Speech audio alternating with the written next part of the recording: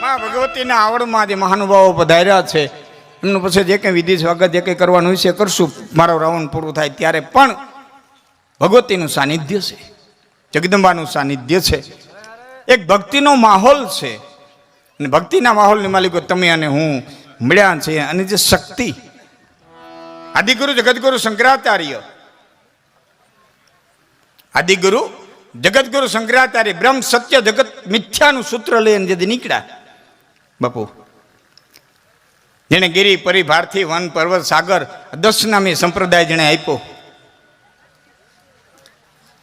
બાબુભાઈ એ તો જે ભારતીય સનાતન જે ધર્મની જ્યોતિ બુજાતી હતી, જ્યોતને જાગૃત કરવા માટે થઈ અને જે વિસ્તારમાં જે સાધુઓ પ્રચાર કરતા, જે પ્રચાર કરતા એના સ્થળ ઉપરથી નામ આપી દીધા. પર્વતમાં પ્રચાર કરતા એને પર્વત નામ આપી દીધું, નગરમાં પ્રચાર કરતા એને પુરી નામ આપી દીધું, ડુંગરની માલિકો પ્રચાર કરતા એને ગિરી આપી દીધું, વનમાં પ્રચાર કરતા એને વન આપી દીધું, સાગર કાંઠે પ્રચાર કરતા એને સાગર આપી દીધું. આ 10 નામ જે આપ્યા, ગિરી પરી ભારતી વન પર્વત સાગર અરણ્ય. અને બધાએ 4 વર્ષમાં કેટલો પ્રચાર કર્યો છે એ કુંભના મેળામાં જઈને કહેવાનું. આ જગતગુરુ શંકરાચાર્ય બ્રહ્મ સત્ય જગત મિથ્યાનું સૂત્ર લઈ અને નીકળેલા. શક્તિમાં માનતા નહીં એવી એક કથા છે. શક્તિમાં માનતા નહીં. અને મા ભગવતીને એમ થયું કે કાંઈક હવે રચના રચવી જોઈએ. એમાં ભયંકર ઉનાળો અને શંકરાચાર્યજીના પેટની માલિકો વાય ઢૂપડી, તબિયત લથડી.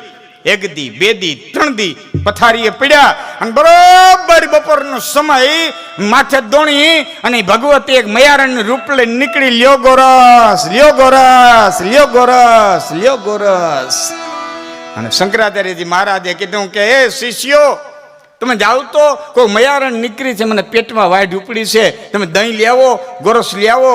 શિષ્યો આવીને કીધું, મા બેન દીકરી બાપા, અમારા મહારાજને પેટમાં વાય ઢૂપડી છે, ગોરસ આપને. શક્તિએ કીધું, ગોરસ વેચવા જ નીકળીશું, ગોરસ દેવા જ નીકળીશું, ગોરસ પાવા જ નીકળીશું, પણ હું એને દઉં કે જેને જરૂર હોય, અને એ પોતે આવીને લે તો આપો, બીજા દ્વારા નું આપો. ફરીવાર ગયા ગુરુ મહારાજ, મયારણ તો આમ કહે છે કે પણ મયારણને કહો ને કે 4 દીથી અમારા ગુરુ ખાટલે પીડ્યા છે, એનામાં ઉઠવાની શક્તિ નથી. અને માણસોએ આવીને કીધું કે મયારણ અમારા ગુરુ 4 દીથી આ પથારીએ પીડ્યા છે, એનામાં ઊભા થવાની શક્તિ નથી. અને તેથી મયારણ બોલી હતી કે તમારું ગુરુ ક્યાં શક્તિમાં માને છે? પછી નથી એવી વાત ક્યાં આવી? શક્તિ છે જ નહીં તો બધી વાત ક્યાં આવી? નથી એવી. અને શિષ્ય આવીને કીધું મયારણ તો આમ કે છે. અને પછી પથારીમાંથી બેઠો થયો ભારતનો સંત. એને થયું બીજું કોઈ ન હોય, મારી માં ભગવતી હોય, માં ભેડિયાળી હોય, માં જગદંબા હોય. અને પછી શક્તિના ચરણની માલિકો લાકડી પડે એમ પડી ગયા. અને શંકરાચાર્યજીના મુખમાંથી શબ્દ નીકળી ગયા કે ન તાતો ન માતા ન બાંધો ન દાતા ન પુત્રો ન પુત્રી ન ભૃત્યો ન ભરતા ન જાયા ન વિદ્યા ન વૃત્તિર્મમેવ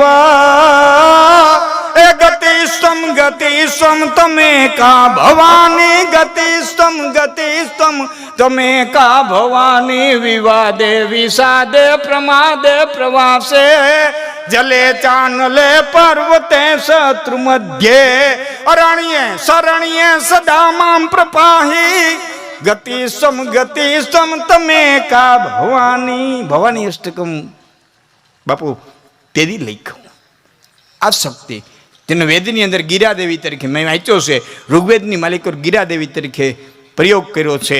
અને દેવી ભાગવતની માલિકો જેને 4 વાણી રૂપે કીધી છે, પરા પશ્યંતી મધ્યમાં આવે ખરી વર્ણ રૂપા. પહેલા શ્લોકની માલિકો. આ શક્તિનું સાનિધ્ય, આ આવડનું સાનિધ્ય. અને એ આવડનો એક નાનકડો પ્રસંગ, અને પછી આપણે મહાભાવનું સ્વાગત જે કંઈ કરવું છે એ કરશું. 1-2 મિનિટનો 5 મિનિટનો આવડનો પ્રસંગ.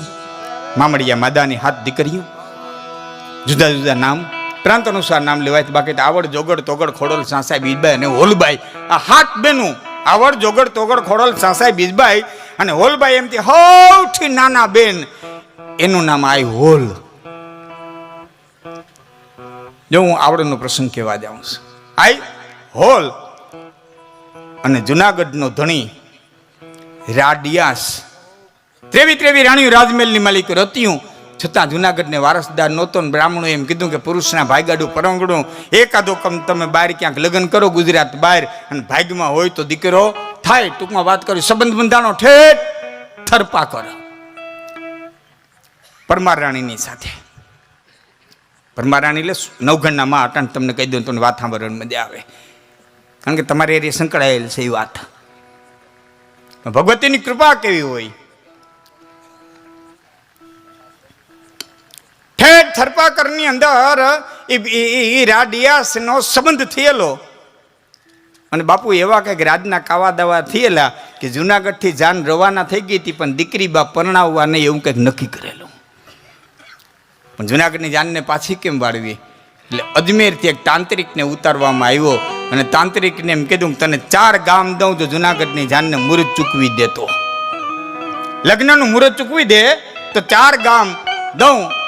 કૃષ્ણ પઢિયાર નામના એક કલાકાર હતા, બાપુ તો ઓળખતા છે, બહુ જૂના કૃષ્ણ પઢિયાર, એની પાસે મને વાર્તા જામનગર રાજકવિના ઘરે મળેલી હું આપની સમક્ષ રજૂ કરું છું.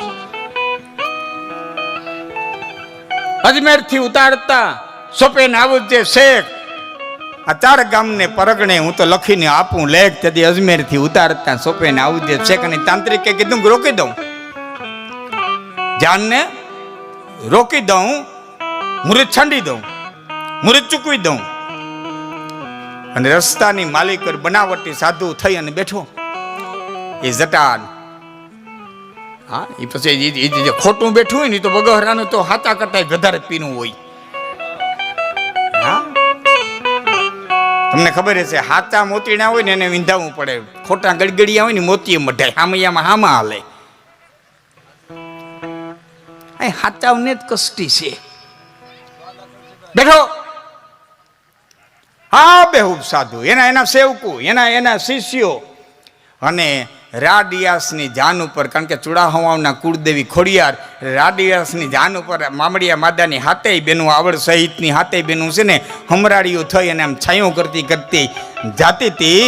અને એમાં સૌથી નાના ગેલબાઈ અને ધ્યાન પડ્યું, ખરા કરતી ઉડી અને ધ્યાન પડ્યું અને આવીને કીધું માં બેન આવડ કે હા બેન શું સમાચાર લઈને આવી. એટલે આપણી ફાફડી થતી કેમ આવી, ગલી તું આમ કેમ આવી, કે રસ્તાની અંદર મને જોવા જડ્યું છે કે તાંત્રિક બેઠો છે, તાંત્રિક બેઠો છે કે તો કે જાનને રોકવાનો છે, કે તો કે ઝેર નાખીને લાડવા બનાવ્યા છે, હિન્દુનો દીકરો નથી આગળ જાહે ને સાધુની પ્રસાદી લીધા વિનાનો. અને એક લાડવાની માલિકો ઝેર છે ને એક લાડવો ખાધા પછી જાન રોકાઈ જાય. અને તેથી આવડે કીધું તો શું કરવું, કે તું 9 લાખ લોબડિયાળીઓને આહવાન કરે ને પાતાળની માલિકોથી માં આવડને કે તમે અમૃત લઈ આવો. જો સાધુ માની જાય તો આપણે એને તગડી મૂકીએ, નકર તમે અમૃત લઈ આવો. મધમાખીના સ્વરૂપ ધારણ કરી અમૃત મોઢામાં લઈને એક લાડવા ઉપર મૂકતા જાય ને ઝેરનું મારણ કરતા જાય, એક લાડવા ઉપર મૂકતા જાય ને ઝેરનું મારણ કરતા જાય. આવડ હાલ ઉતાવળી તો વાટે ન લગાડીશ વાર, અપલવારમાં ઉગારવો મારે ગઢ જૂનાનો રા. આવડ હાલ ઉતાવળી પછી વાટે ન લગાડીશ વાર. એક વખત આ ખોડલ અમૃત લેવા પાતળમાં ગયા, મેરખ્યાન સરપડ જો કથા જાણી તે લેતો નથી, અને અહીંયા આ આવડને અમૃત લેવા માટે થઈને મોકલા ને આ ખરા કરતી ગેલી ઉતરી ક્યાં અતિ સાધુ પાસે. અને ઉતર્યા પછી સાંભળજો એ શબ્દો, એ જગદંબા બોલી કે અતિતડા જા ઉઠી ધગતી મેલીન ધણીયું, અતિતડા જા ઉઠી ધગતી મેલીન ધણીયું, આ ગેલી ગઈ રૂઠી તો તને અમૃતે ઉગારશે નહીં. પછી અતિતડા જા ઉઠી ધગતી મેલીન ધણીયું, હું તો ગાંડી છું, હું તો ગેલી છું. ગેલનો અર્થ થાય ગાંડી, હું તો ગાંડી છું. એક વખત મને ખીચ ચડીને તો બ્રહ્માંડમાં તાકાત નથી તને કોઈ બચાવી. પણ પોતાની તાંત્રિક વિદ્યા ઉપર એટલું એને અભિમાન માન્યો નહીં.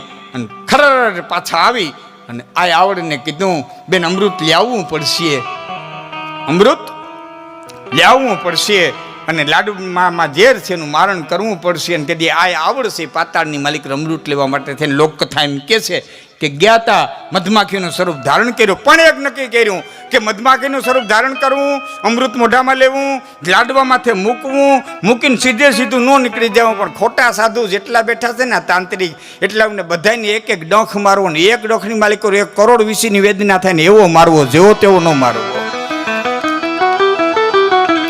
અને સાહેબ એ ઝેરનું મારણ કર્યું, એક એક સાધુને ડંખ દીધા, આખી સમાજ ભાગી અને સમયસર જુનાગઢના ધણીને થરપાકર પહોંચાડ્યો. હવે આ જે ષડયંત્ર હતું એ નિષ્ફળ ગયું. પછી એવું ષડયંત્ર રચાણું તો પરણી લે ત્યાર પછી જુનાગઢ સુધી પાછી જાન પહોંચવા દેવી નહીં. અને એ પરમાર રાણીને જેથી ખબર પડી, પરમાર રાણીને ખબર પડી અને એને ભાઈઓને વાત કરી કે આવું ષડયંત્ર રચાણું છે, મારે શું કરવું.